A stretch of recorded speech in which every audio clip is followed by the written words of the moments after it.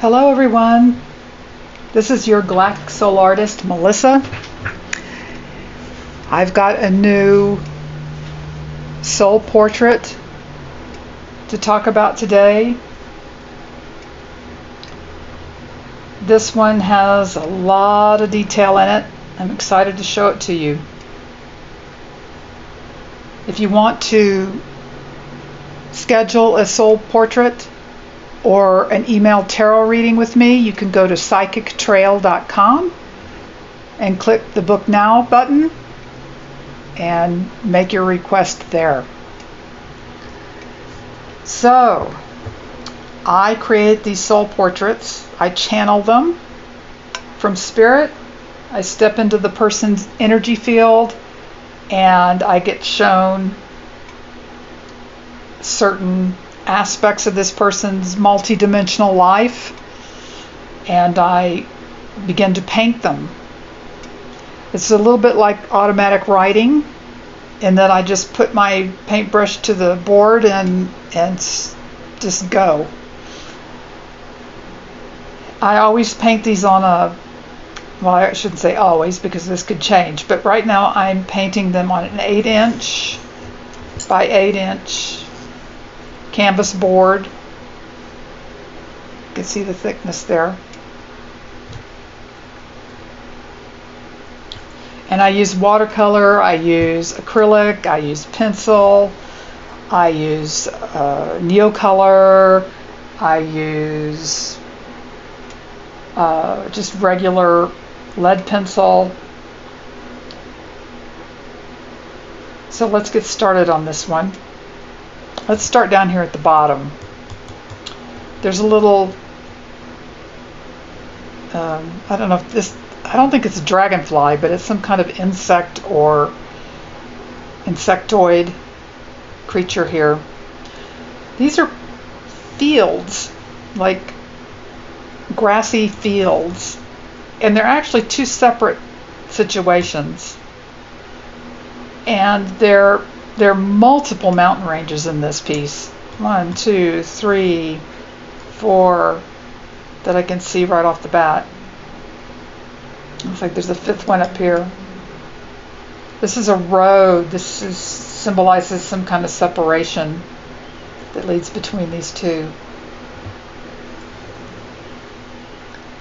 This is a fire. Okay? Now, I don't know if that's a grass fire. I don't know if it's a mountain fire. I don't know if there were trees there at some point and they caught on fire. I don't know if it's a war or a battle.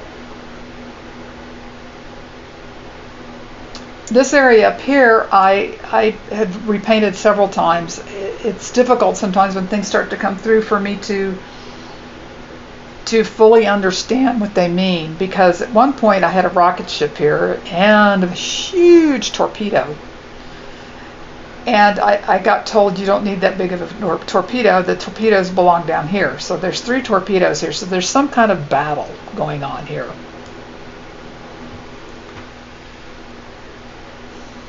This mountain, here's the mountain range here. This feels like Himalaya to me, the Himalayas. Notice the face.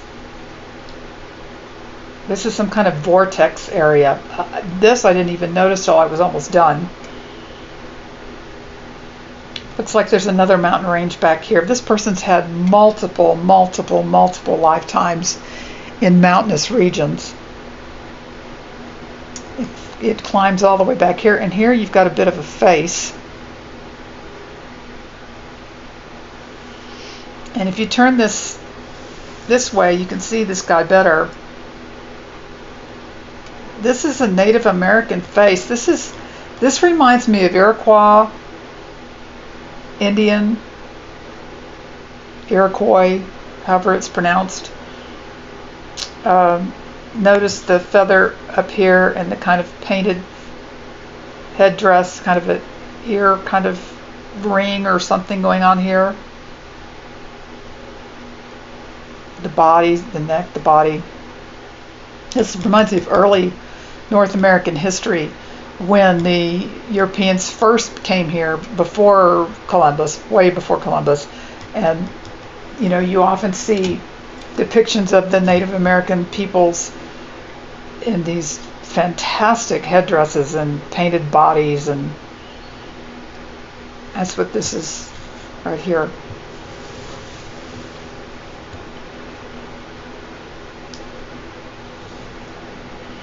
So we're going to move up here. These are tombstones, but they're also, this area right here reminds me of the Our Lady of Guadalupe. And in New Mexico, where I live, you can see that you don't see them just here, you see them in Arizona and California and Texas also. There are many people here who are devoted to Our Lady of Guadalupe, and they will put her statue in their yards or on their porches. And they often plant flowers around her, and they decorate her for the holidays, and they will build fences around the statue. And a lot of times they're fences around the whole property. So this also reminds me of that kind of separation. But you can see a bit of this Sacred Heart here. The vagueness of the face. Looks like robes or some kind of chair or some kind of radiance around her. And then above her are the flames of fire that you see in Christian iconography above the saints' heads, that designates or identifies the connection of the person with divinity and divine source. So there's a devotion here to this being. This is a feather. We have another face up here that came through. Faces like this, like this, like this, like this. They are usually representations of a lifetime lived by this person, just wanting to make an appearance and say hello for some reason. This is a lavender field. And let me say here that, we live many, many lifetimes. This person may absolutely hate lavender this time around, but at some point in this person's life, in this person's soul's information, this was important to them, as were the apples and the apples falling out of the tree.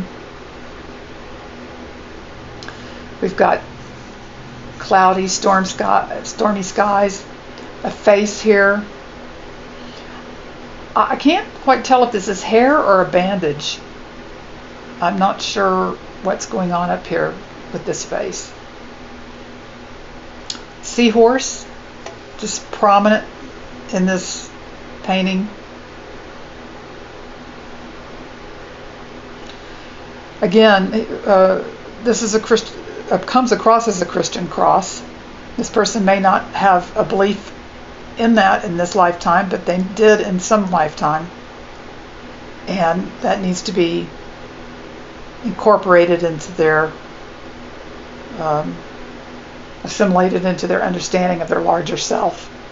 This also reminds me, and although it's not an equal arm cross like what I think this is connected to, it's the Ethiopian churches that they dig out of the rock, that they dig straight down into the ground.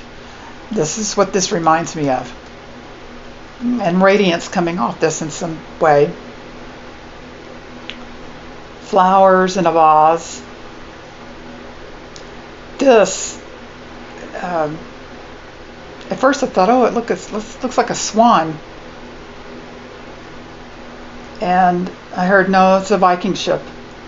The sails, they're usually a single or double sail with the moon. This connection to that.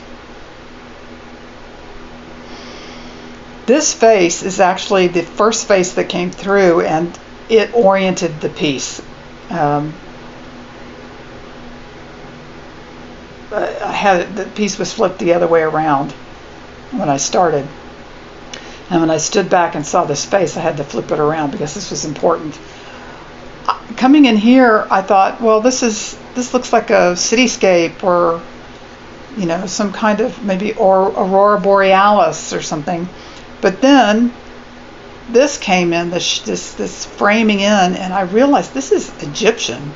This is an Egyptian headdress on this face. And then we have this beautiful apple tree.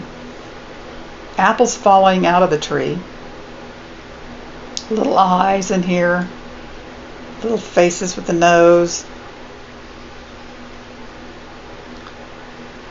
This is another mountain range.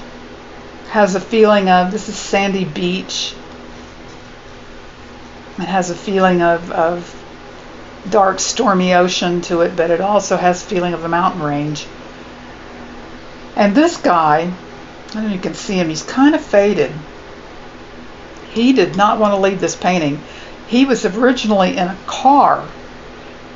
And what happens when I'm channeling and bringing this in, I get a larger picture, and then I have to whittle it down. There's the imagery I'm given isn't necessarily the deepest part of what that imagery is. I have to kind of dig down into it, and I kept getting information that the car was important, but it wasn't as important as this image. And this is kind of a time tunnel kind of thing in the center of the piece. And I think the last thing I want to show you here, I couldn't figure out what this was for a long time. It was just this yellow color. The eyes were there already, and one of the ears was already there. And then I finally flipped this around, and this is a dragon. And I had this happen in one of my other pieces I posted maybe a week or two ago, where a dragon came in. And dragons are really interesting. This also has a kind of that, I think there was a character in Dr. Seuss that had spots on it. But I always think they're horses or they're unicorns or something like that. And I get, no, I'm a dragon. Dragons are energy fields that we can interact with that are extremely helpful. They can morph and assist you in a way that other energy fields may not be quite capable of. Even angelic fields, angelic fields are often available to go and assemble things for you. And so you can interact with it and ask for a result, and the angelic forces will go and assemble all the parts and pieces that you need. And the dragon energy seems to be able to do all of it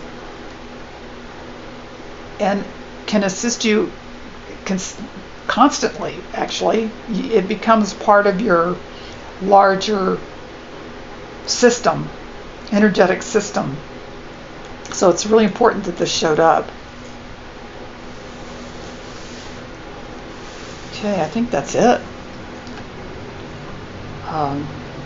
In actuality, I could have gone on and on and on with this information. There was so much information.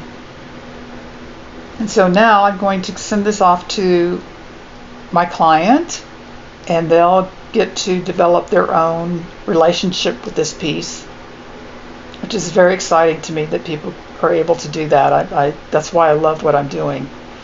It helps people connect to their larger multidimensional self and not just stay stuck in this one track kind of life that we have here. This just is such a symbol of your larger abilities. So if you would like a soul portrait, go to my website, psychictrail.com, and click the Book Now button, and I look forward to meeting you. Talk to you soon. Thanks for watching.